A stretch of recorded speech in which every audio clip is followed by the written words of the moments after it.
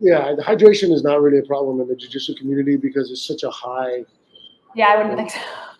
it's a high intensity like perspiration, like temperature rising quite a bit. So it's like we sweat quite a bit. So that's one thing we do well is hydrate.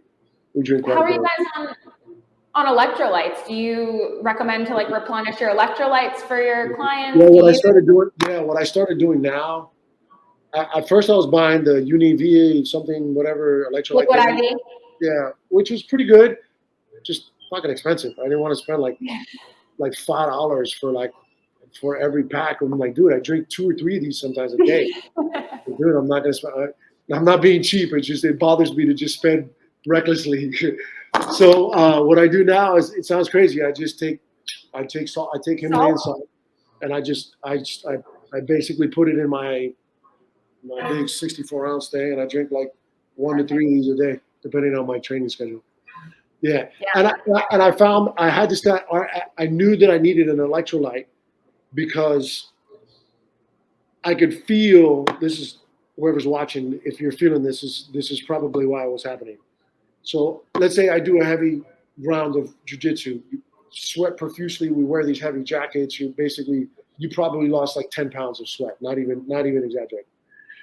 What I was noticing is that I would drink the 64 ounces, but all that would happen is that I would get almost like still kind of like a hungry feeling, and I would just have to be peeing, going to the bathroom repeatedly.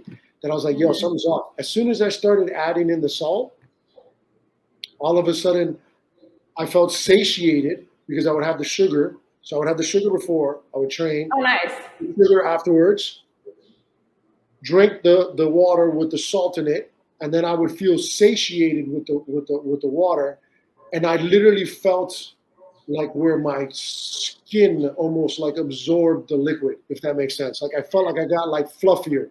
That's exactly what's happening. So Yeah. with the salt, it enables the water to actually hydrate the cells. Whereas before, like you said, it was just going through. So without that, we have a sodium potassium pump in our body. So without that, from those electrolytes from the Himalayan salt, the water's just passing through. But the Himalayan salt allows it to actually hydrate the cells. So that's exactly what was happening. How you said you felt that hydration from within.